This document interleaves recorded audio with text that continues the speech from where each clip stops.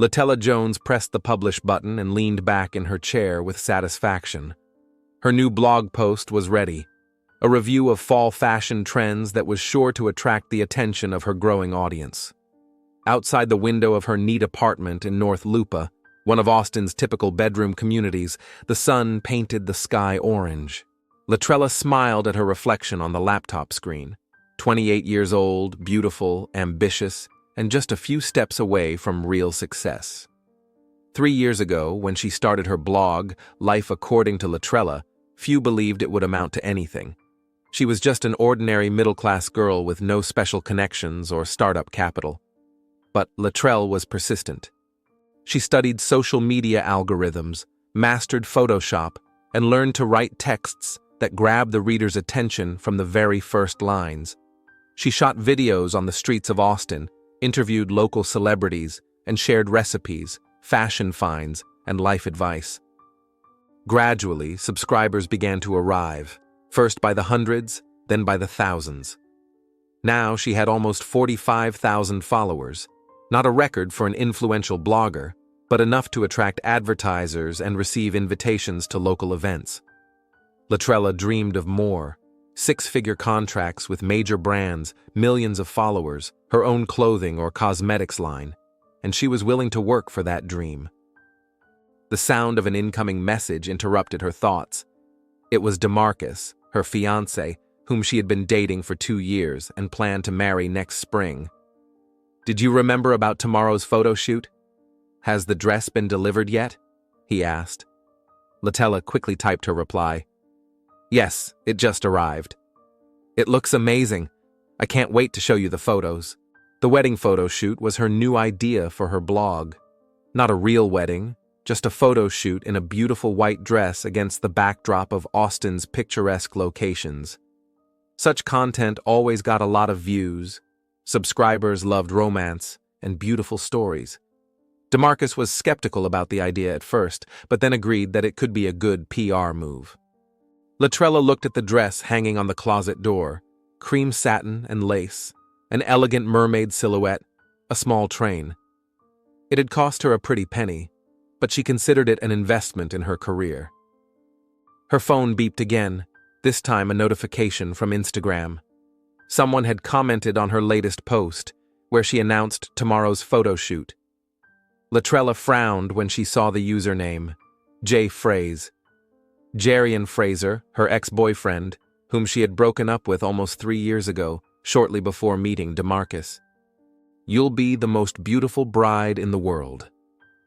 As always. "As it should be," the comment read. Latella hesitated, but then clicked like and replied with a simple, "Thank you." There was no point in ignoring him. Jarian was one of her first followers and continued to follow all her posts. Their relationship didn't end well. He was too possessive, too controlling. But a lot of time had passed since then, and she decided that he was just supporting her as an old friend. The next morning was clear and windless, perfect weather for a photo shoot. Latrella met with the photographer, her friend Kiana, at Zilker Park, one of Austin's picturesque locations overlooking the lake and cityscape. "You look amazing," Kiana exclaimed when Latrella got out of the car in her wedding dress, with professional makeup and an elegant hairstyle. DeMarcus is a lucky man. "It's just for the blog for now." Latrella smiled, adjusting her veil. "But I hope that when it comes to the real wedding, I'll look just as good." They spent several hours taking pictures in different parts of the park, against the backdrop of water, among flowers under spreading oak trees. Latrella felt the eyes of passers-by on her. Some smiled, others looked back curiously, probably trying to catch a glimpse of the groom and the rest of the wedding procession. "Let's take the last shots by the bridge," Kiana suggested as the sun began to set. "The golden light will make it magical." They headed for the pedestrian bridge, and Latrella couldn't shake the feeling that someone was watching them. She looked back several times but didn't notice anything suspicious among the people walking in the park. "Is something wrong?" Kiana asked, noticing her uneasiness. "No, everything's fine," Latrella shook her head. "Just a strange feeling." It's probably because of the dress. It's not every day you walk through the park in a wedding gown. The latest photos really turned out great. The setting sun bathed everything in warm golden tones, Latrella's dress shone, and a sincere smile played on her face. "This is going to be amazing," said Kiana, looking at the shots on the camera screen. "Your followers are going to go crazy." When she got home, Latrella immediately uploaded some of the best photos to her blog and social media with the caption, "Wedding dress fitting." Not a real wedding, just a photo shoot for content. But someday, who knows? Hashtag future bride, hashtag wedding dress, hashtag just a photo shoot. The reaction was immediate. Comments and likes poured in one after another. "You look amazing." "This dress looks like it was made for you." "Did DeMarcus see it?" "He must be in shock from such beauty." "When's the wedding? Did you guys secretly get married?" Latrella responded to the comments, laughing and explaining that it was just a photo shoot for her blog and that no real wedding was planned yet. Among the dozens of messages, she noticed a comment from Jerian. "You deserve the most lavish, most beautiful wedding. And the most loving husband." Something about this message made her shudder. It sounded almost ominous, or was she just imagining things? Latrella decided to ignore the comment and continued chatting with other subscribers. The phone rang. It was DeMarcus. "I saw your photos," he said. "You look like a real princess." "Thank you," Latrella smiled, feeling her heart warm at his words. "I'll be home soon." "I'm just going to stop by the store to pick up something for dinner." "Let me pick you up," DeMarcus offered. "It's getting dark." "No, it's literally 2 steps from home. I'll be quick." They agreed to meet at her place in half an hour. Latrella finished responding to comments, changed into her regular clothes, and left the apartment. The evening air was cool and fresh after a hot day. She took a deep breath, enjoying the moment of calm after a busy day. A small 24-hour store was a couple of blocks from her house. Latrella quickly bought everything she needed for dinner: steaks, vegetables for a salad, a bottle of wine. She wanted to celebrate with DeMarcus the successful photo shoot, which was already getting a record number of views. As she left the store, she felt someone's gaze on her. Looking back, Latrella saw no one but a couple of passers-by hurrying about their business. "Nerves," she thought, quickening her pace. The way home took her through a small, well-lit park. Latrella wasn't usually afraid to walk here in the evening. The neighborhood was quiet and the route was familiar. But today, every rustle made her jump. She took out her phone and dialed DeMarcus's number just to hear his voice and calm down. "I'm almost home," she said when he answered. "You won't believe it, but the post with the photos has already gotten over 10,000 likes. That's an absolute record." "Not surprising," DeMarcus replied. "You looked incredible in those photos. I'll be waiting for you at home. The door is open." Latrella smiled and put her phone in her pocket. She was only a few minutes' walk from home. She quickened her pace, looking forward to a cozy evening with her loved one. Suddenly, she heard footsteps behind her. Quick, decisive footsteps. Before she could turn around, someone grabbed her from behind, covering her mouth with their hand. The bag of groceries fell from her hands, spilling its contents on the ground. "Finally, we're together," whispered a familiar voice in her ear. "My beautiful bride." Latella tried to scream, but the hand clamped tightly over her mouth. She struggled desperately, trying to break free, but the grip was too strong. The last thing she felt was a sharp pain in her neck, and then darkness engulfed everything around her. An hour later, DeMarcus began to worry. Latrella still hadn't come home and wasn't answering her phone. This was not like her at all. He decided to walk her usual route from the store to her house. In a small park, he found scattered groceries and Latrella's phone with a cracked screen, but the girl herself was nowhere to be seen. With growing horror, DeMarcus dialed the emergency number. "Please help," he said in a trembling voice. "My fiancée is missing." DeMarcus Wilkins sat in the empty living room of his apartment, staring blankly at the wall. It was 2 in the morning, and Latrella still hadn't come home. After finding her phone and scattered groceries in the park, he was overcome with panic. He called all her friends and acquaintances, checked nearby hospitals, but Latrella was nowhere to be found. The doorbell rang. It was the police he had called several hours ago. DeMarcus jumped up and threw open the door, greeting 2 uniformed officers. "Mr. Wilkins?" asked the policewoman, introducing herself as Officer Ramirez. "We received your report about a missing girl. Can you tell us more about what happened?" DeMarcus led the police officers into the living room and told them everything he knew about Latrella's photo shoot, how she was going to stop by the store before coming home, about the phone he found and the scattered groceries. "This isn't like her at all," DeMarcus's voice trembled. "Latrella is always in touch, always on time. Something happened, I'm sure of it." The officers wrote down the information, asked standard questions about possible conflicts or strange behavior on Latrella's part recently, took her photo, and promised to start the search immediately. "Given the circumstances of the disappearance, we will refer the case to detectives," Officer Ramirez said. "They will contact you in the morning. In the meantime, try to remember any details that might help in the search." DeMarcus greeted the morning without sleep.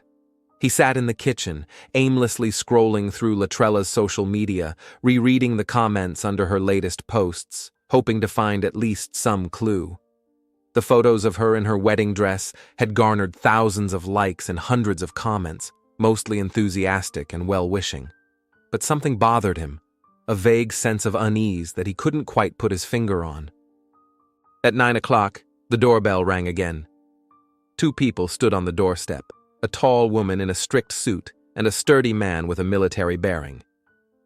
"Detective Shani Magruder," the woman introduced herself, showing her badge. "And this is my partner, Detective Tyrone Butts. We're investigating the disappearance of Latrella Jones. May we come in?" DeMarcus led the detectives into the living room. Shaunis Magruder looked tired, but her gaze was sharp and attentive. Tyrone Butts stood slightly apart, observing and taking notes in a small notebook. "Tell us everything again," Shaunis asked, sitting down on the sofa. "Every detail, even if it seems insignificant to you." DeMarcus repeated his story, this time in more detail. He mentioned the photo shoot, the comments on social media, Latrella's last call. "Did she sound normal? Not anxious?" Tyrone asked. "No, she was in a good mood. She was happy about the success of her post, talking about her plans for the evening." DeMarcus paused, remembering their last conversation. "She didn't mention anyone following her or anything like that?" Shani nodded, making notes in her notebook. "We need access to her social media accounts, passwords, logins, everything you have." "Of course," DeMarcus took out Latrella's laptop. "We have no secrets from each other. I know all her passwords." The detectives spent the next hour studying Latrella's blog and social media accounts. Shani was particularly interested in comments and private messages, looking for potential stalkers or ill-wishers. "Does she have any unhappy followers? Maybe someone who left threatening or nasty comments?" she asked, scrolling through the long feed of messages. DeMarcus shook his head. "There are negative comments sometimes, but nothing serious. Latrella isn't the kind of blogger who creates drama or provokes scandals." "What about ex-boyfriends? Anyone she didn't part on good terms with?" DeMarcus thought for a moment. "Before me, she was in a relationship with a guy named Jerian Fraser. They dated for about a year, but broke up before we met. She didn't talk about him much, only that he was too possessive." Tyrone looked up from his laptop screen. "Jerian Fraser? Isn't that the user J Phrase who commented on almost every one of her posts over the last few months?" DeMarcus walked over to the detective and glanced at the screen. Indeed, the user with the nickname J Phrase had left comments under most of Latrella's posts, especially those where she appeared with DeMarcus or talked about her relationship. "It could be him," DeMarcus frowned. "I didn't pay attention to the usernames on her blog." Shani came over and looked at the screen too. "Interesting. Let's see what he wrote under the latest posts." They scrolled through the comments under the photos of her in her wedding dress. A comment from Jay Fraze was among the first. "You deserve the most lavish, most beautiful wedding. And the most loving husband. Sounds pretty harmless," Tyrone remarked. "But look at his previous comments." Shawnee scrolled up the page, finding older posts. "I always thought we'd get married by the ocean. You'd look amazing with the sunset behind you. And also, some dreams never die. Some promises can't be broken." DeMarcus felt a chill run down his spine. "That definitely sounds strange." "Do you have this Jarian's contact information?" Shawnee asked. "No, but I can ask Latrella's friends. Someone must know him." "Do that," Shawnee nodded. "We'll run him through our database in the meantime." While DeMarcus called Latrella's friends, the detectives continued to examine her online activity. Tyrone discovered several private messages from Jay Fraze that became increasingly insistent and strange over time. "Listen to this," he said, reading one of the messages sent about a month ago. "I saw you yesterday at the cafe on 6th Street. You were wearing a green dress and looked like a goddess. I wanted to come over, but I didn't want to embarrass you in front of your friend. Soon, very soon, we'll have time just for the two of us, like before. Like it should be." "Sounds like a stalker," Shawnee frowned. "Did Latrella mention anything about this?" DeMarcus, who had just finished a phone call, shook his head. "No, nothing like that. But Kiana, her photographer friend, just told me that Latrella mentioned several times during yesterday's photo shoot that she felt someone's gaze on her. They chalked it up to curious passers-by, but now it seems much more disturbing." Shawnee finished for him. "Does Kiana have Jarian's contact information?"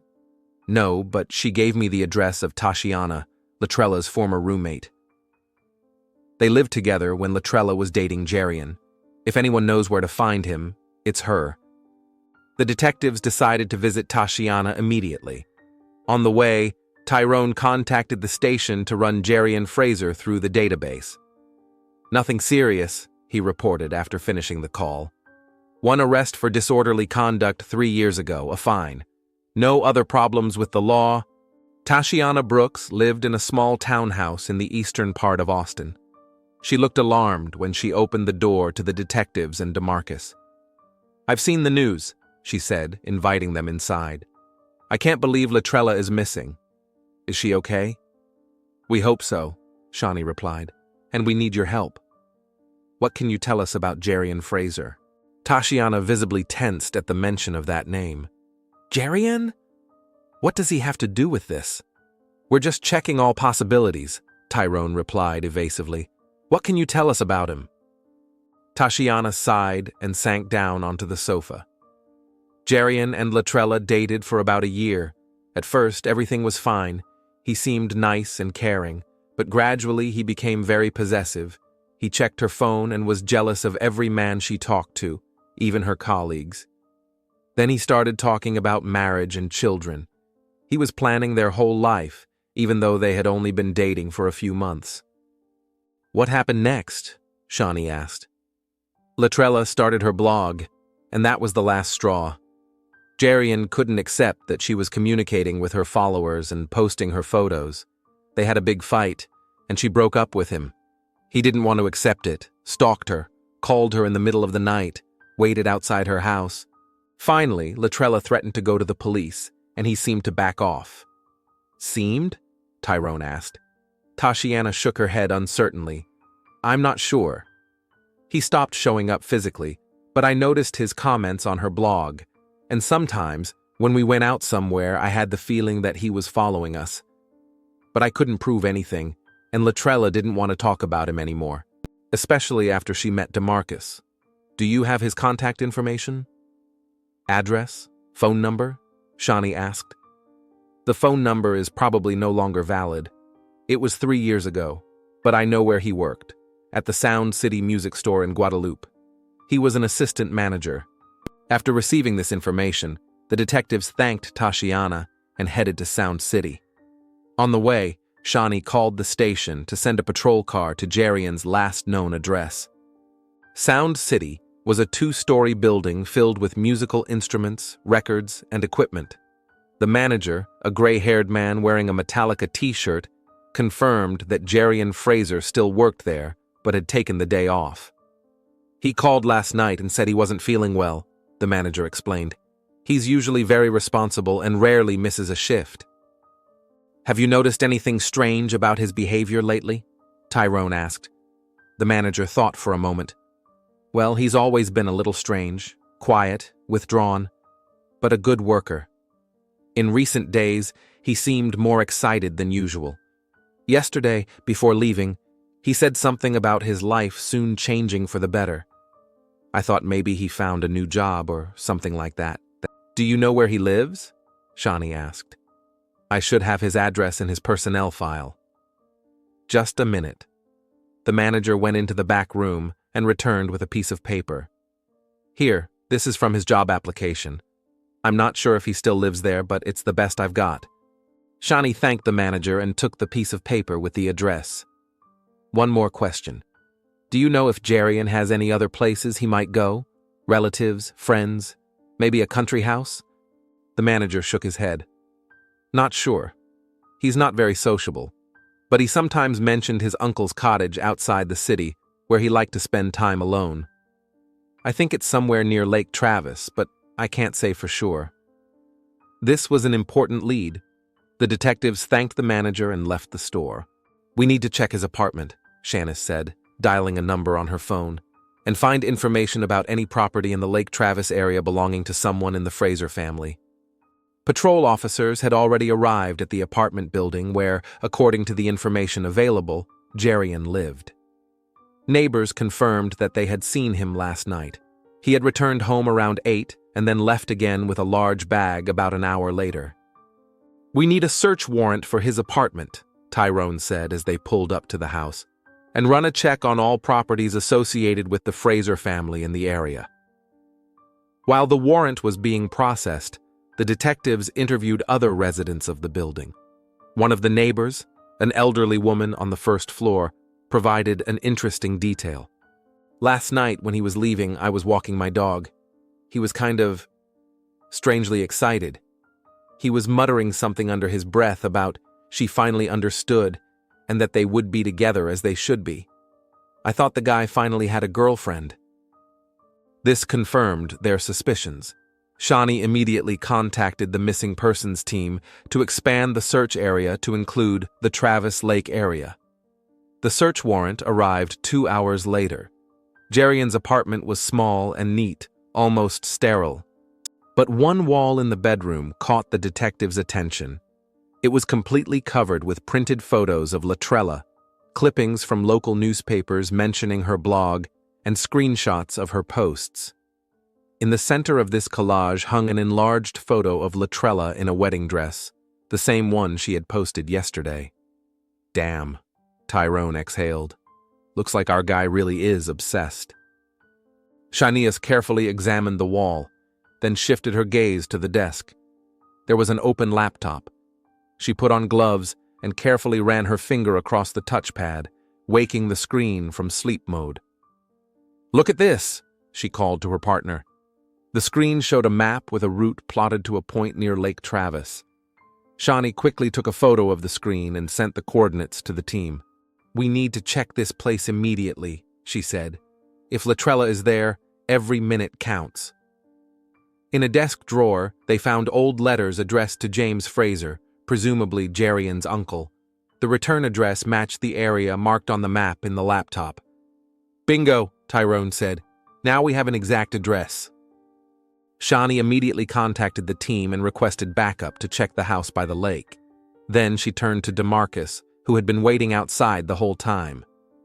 "We have a serious suspect and a location where Latrella is believed to be," she told him. "We're going there immediately." "I'm coming with you," DeMarcus said firmly. "It could be dangerous," Tyrone warned. "She's my fiancée." "I have to be there." The detectives exchanged glances, then Shani nodded. "Okay, but you'll stay in the car and do only what we tell you to do.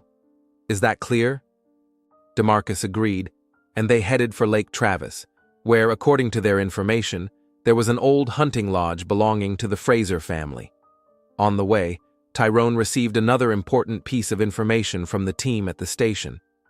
The results of the analysis of Jerian's social media page just came in, he said, looking at the message on his tablet. Over the past 3 years, he has created at least 10 fake accounts from which he followed Latrell and commented on her posts. Some of the comments are clearly threatening, especially after she announced her engagement to DeMarcus. What's his motive? Shani asked, keeping her eyes on the road. Why now? Maybe the wedding dress photo shoot was the last straw, Tyrone suggested. He saw her as a bride and completely lost it. They were approaching their destination when Shani received a message from the support team. A car registered to Jerian Fraser had been found parked outside the house. He's there, she said, stopping the car at a safe distance from the house. DeMarcus, you stay here. We'll let you know as soon as we find out anything. The detectives joined the team of police officers surrounding the small wooden house on the lake. Shani took a megaphone. Jerian Fraser! This is the Austin Police Department. Come out with your hands up. The house was silent. No movement, no response. One more time, Shanice said, repeating the demand. Suddenly, a shadow flashed in one of the windows. Latella! DeMarcus shouted, jumping out of the car. Tyrone barely managed to grab him before he rushed toward the house. Stay behind the line, he ordered, holding DeMarcus back. Let us do our job. Shanice gave the signal to the SWAT team. The police quickly and smoothly approached the house, ready to storm inside. The Austin Police SWAT team moved quickly and smoothly. The wooden door of the hunting lodge cracked under the force of the battering ram, and officers in protective gear poured inside, filling the quiet space of the forest by Lake Travis with loud commands and the pounding of heavy boots. Shani Magruder and Tyrone Butts followed the assault team, weapons at the ready. The musty smell of a room that hadn't been aired out in a long time hit their noses, mixed with something chemical and pungent. Police! Don't move! Shouted the officers as they checked room after room. Clear, reported one. Clear, echoed another from the next room, and then there was silence. Tyrone felt a chill of foreboding run down his spine. Then a muffled voice came from the far room. Detectives, you'd better see this. Shanice and Tyrone exchanged glances and headed in the indicated direction.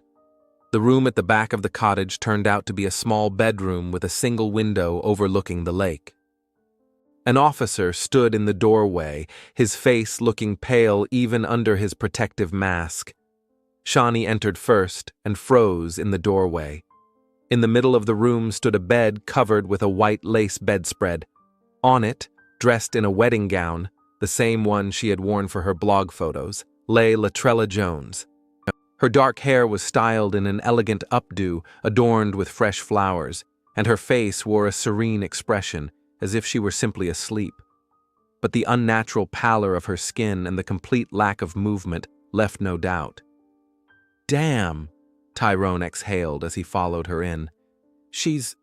Yes, Shani confirmed quietly, coming closer. By the looks of it, for several hours now. Candles burned around the bed, and the walls were covered with photographs of Latrella and Jerian, most of them clearly taken secretly from a distance without her knowledge. Some had been edited to make it look as if they were together, a clumsy photo montage where Jerian's head had been attached to the body of another man standing next to Latrella. Call the forensic team and the medical examiner, Shani ordered, examining the body but not touching it. And find me Jerian Fraser. Immediately, Tyrone went out into the hallway to make the call, while Shani continued to examine the room. On a small table by the window, she found an open laptop with a video playing, Latrella in a wedding dress posing for a photo shoot in Zilker Park. The video had clearly been filmed secretly, from a long distance, using Zoom. Next to the laptop lay a bouquet of white roses, similar to the one Latrella had posed with for the photos, and, which made Shani tense up, several syringes and vials of clear liquid. In the pocket of the raincoat, neatly hung on the back of a chair, she found Jerian's smartphone. The last messages in his notes were like wedding vows. I swear to love you forever in wealth and in poverty, in sickness and in health, until death do us part. Now we will be together forever, my beautiful bride. Shawnee, Tyrone called as he returned to the room. The officers found tracks in the backyard. It looks like Fraser left through the back door when we pulled up. They're chasing him in the woods not far from the shore. Is he armed? We don't know. They didn't find any weapons in the house, but it's better to assume the worst, Shawnee finished for him. Tell them to be extremely careful. And where the hell is DeMarcus? 2 officers are holding him by the car. He's not in the best condition. Shawnee nodded. She could imagine how DeMarcus felt. Losing a loved one is always a tragedy, but to lose him this way, because of the obsession of a mentally unstable person, keep looking for Fraser. I'll check the rest of the house.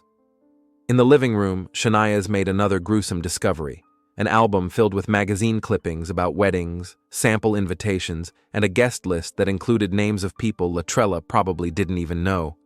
The last pages contained plans for the honeymoon, an itinerary through Europe, hotels, and attractions. Everything was planned with maniacal precision, including dates, times, and budget. In the kitchen cabinet, the detective found a collection of psychotropic drugs, neuroleptics, antidepressants, mood stabilizers. Some packages were almost full, others were empty. Judging by the dates on the prescriptions, Jerian was supposed to take them regularly, but had obviously stopped treatment. The forensic team arrived 20 minutes later and immediately got to work, photographing and collecting evidence. After a preliminary examination of the body, medical examiner Dr. Ramona Vasquez turned to Shanice. The preliminary cause of death is an overdose of sedatives. Judging by all appearances, death occurred about 12 hours ago.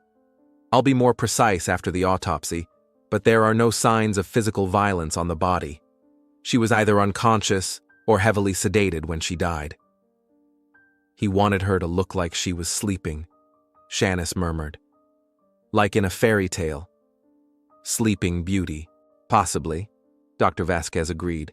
It fits the overall picture. The wedding dress, the flowers, the candles. He was creating his own twisted version of a wedding night. The radio on Shawnee's belt came to life. Detective McGrowder, suspect located. Repeat, Fraser located on the pier 500 meters south of the house. Is he resisting? Shanice asked as she headed for the exit. Negative. He's just sitting on the edge of the pier, staring at the water, awaiting your instructions. Keep him in your sights, but don't approach him. Detective Butts and I will be there in 2 minutes. Tyrone was already waiting for her at the door. They quickly ran through the woods along a narrow path leading to the lake. The pier, an old wooden structure jutting out several meters into the water, was surrounded by police officers with their weapons at the ready. At the very edge of the dock, a man in dark clothes sat with his legs dangling over the water. His shoulders were slumped, his head bowed, as if he were deep in thought. Jerian Fraser, Shanice called out loudly, slowly approaching the dock. I'm Detective Shanice McGrowder from the Austin Police Department. We need to talk. The man slowly turned his head. His face was wet with tears, his eyes empty and lifeless. She didn't wake up, he said quietly, almost in a whisper. I waited and waited, but she didn't wake up. Shawnee exchanged glances with Tyrone and took a few more cautious steps forward. Jerian, we need you to slowly raise your hands and step away from the edge of the dock. Can you do that? He looked at her with genuine confusion. Why? What difference will it make? She's not going to wake up anyway. Our wedding, it's all ruined. What happened, Jerian? Tyrone asked, approaching from the other side. What happened to Latrella? Jerian's face contorted with pain and anger. She betrayed me. We were supposed to be together. We were planning to get married. I saw the photos. She was in a wedding dress. But then she said it was just for her blog, that she was going to marry someone else. He shook his head, as if he still couldn't believe it. It wasn't right. I had to fix it. And how did you do that, Jerian? Shani asked gently, gradually closing the distance between them. I just helped her fall asleep, so she could think, understand that we were meant for each other. I put her in a wedding dress, prepared everything for our wedding. But she didn't wake up. His voice trembled, and he cried again, covering his face with his hands. I didn't mean to. I didn't think. She was just supposed to fall asleep, then wake up and realize she loved me, like in a fairy tale. Like in the movies, Shanice and Tyrone simultaneously began to approach him from different sides, slowly, so as not to provoke any sudden movements. Jerian, Shanice said calmly, Latella is dead. Do you understand that? What you did killed her. Jerian froze, then slowly looked up at her, his eyes full of horror and denial. No, that's not true. She's just sleeping. I gave her medicine to help her sleep. Just a little. Just so she wouldn't resist when I brought her here. She should wake up. You gave her too much, Jerian, Tyrone said, moving closer. The medicine you used can stop breathing in large doses. That's what happened. No! Jerian shouted, jumping to his feet. You're lying! She's alive. She has to be alive. He turned as if to run back to the house, but Tyrone reacted instantly, lunging forward and knocking him to the ground. They both fell onto the wooden deck of the pier and wrestled for a few seconds. Shania's ran up to them, helping her partner hold down Jerian, who was screaming and struggling. She's alive. Let me go. I have to be with her when she wakes up. Other officers rushed over to help handcuff him. When Jerian was finally pulled to his feet, his face was contorted with despair. You don't understand, he sobbed. We love each other. She's my fiancée, my wife. Forever. Jerian Fraser, Shanice said in an official tone. You are under arrest on suspicion of the murder of Latrella Jones. You have the right to remain silent. Anything you say can and will be used against you in a court of law. You have the right to an attorney. As Shani read him his rights, Jerian stopped resisting. His shoulders slumped, his gaze became empty and lifeless, like that of a man who had lost all connection with reality. When he was taken away, Tyrone turned to Shani. Do you think he realizes what he's done?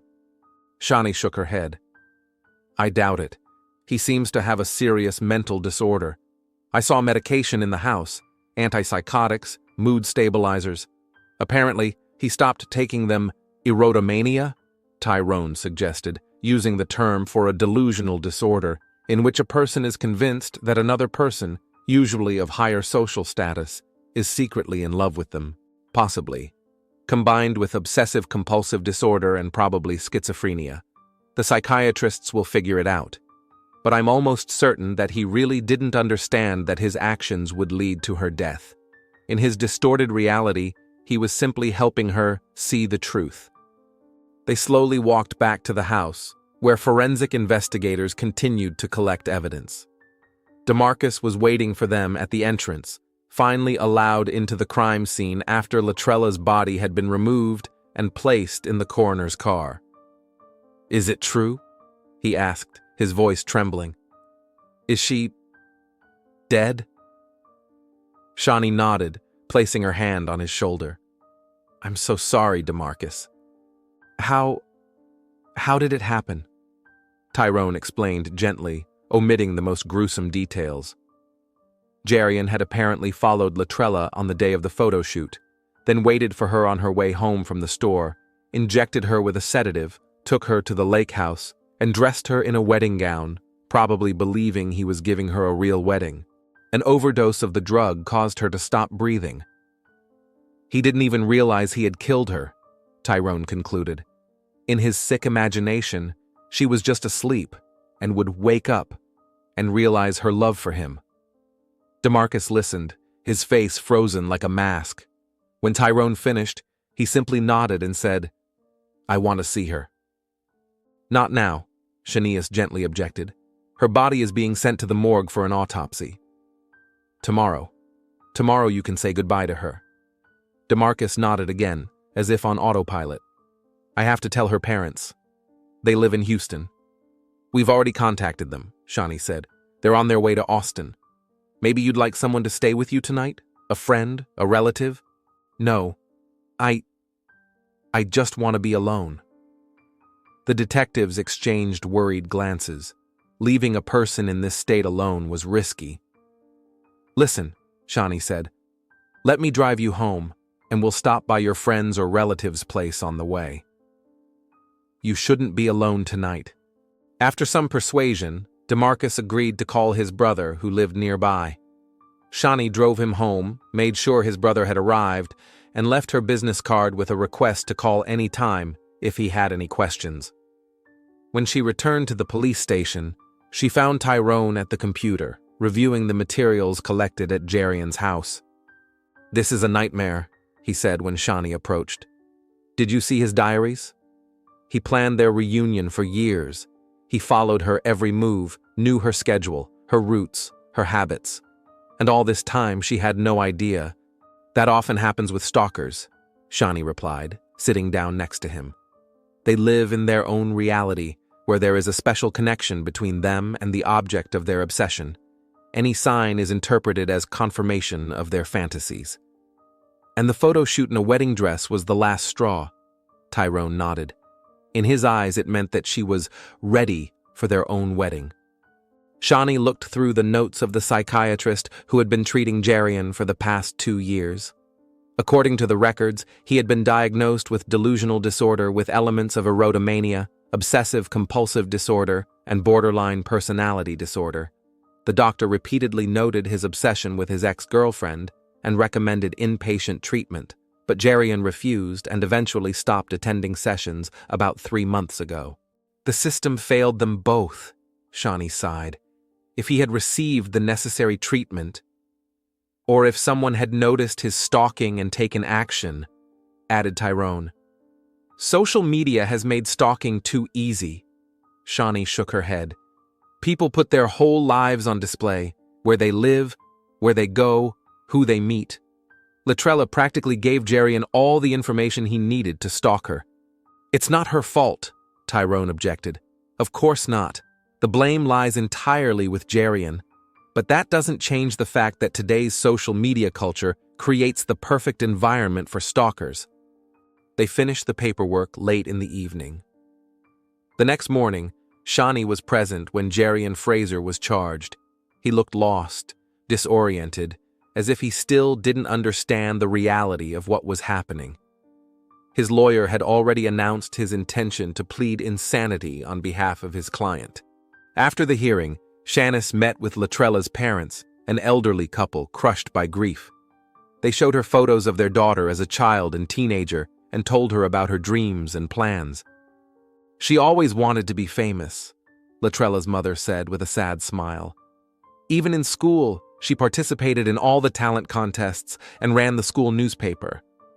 The blog was her way of telling the world about herself. We were concerned about her safety, her father added. We warned her about the risks of being in the public eye. But she was a grown woman, confident in herself. We couldn't forbid her from living the way she wanted to. Shawnee expressed her condolences and assured them that the police would do everything possible to ensure that their daughter's killer was punished fairly. That evening, she stopped by DeMarcus's house to check on him. The young man looked devastated, but was holding on. His brother was still with him, supporting him through this difficult time. I was looking through her blog, DeMarcus said, as they sat in the living room. All those comments from Jerian and his fake accounts. How could I not have noticed? How could I not have protected her? You couldn't have known, Shawnee replied gently. Stalkers are very good at hiding their true intentions. And Latrell, apparently, didn't take him seriously. She mentioned strange messages several times, DeMarcus admitted, but we both thought they were just regular internet trolls.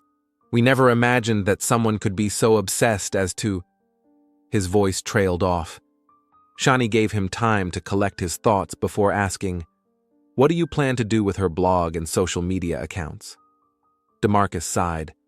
I don't know. I can't even bring myself to think about it yet. Maybe with time. Maybe I'll keep them as a memorial to her, her dreams, and her talents. As Shawnee left, DeMarcus stopped her at the door. Detective, do you think she knew? In those last moments, did she understand what was happening? Shawnee thought about the autopsy results, about the sedatives found in Latrella's blood. No, she said firmly. She was unconscious. She just fell asleep and didn't wake up. She didn't suffer. It was a white lie, but Shawnee believed DeMarcus deserved at least that small comfort. When she got home, Shawnee sat on her balcony for a long time, looking at the lights of Austin at night. She thought about Latrell, whose life had been cut short so early and so senselessly. About Jerian, whose sick mind had created a twisted version of love that led to tragedy. About DeMarcus, whose future had been destroyed by someone else's obsession. She thought about how social media brings people closer together, but at the same time makes them more vulnerable. About how thin the line is between normal attention and dangerous obsession. And about how no amount of popularity, likes, or followers is worth a human life. Tomorrow will be a new day, with new crimes and new victims. But this story is the story of a girl in a wedding dress who will never become a real bride.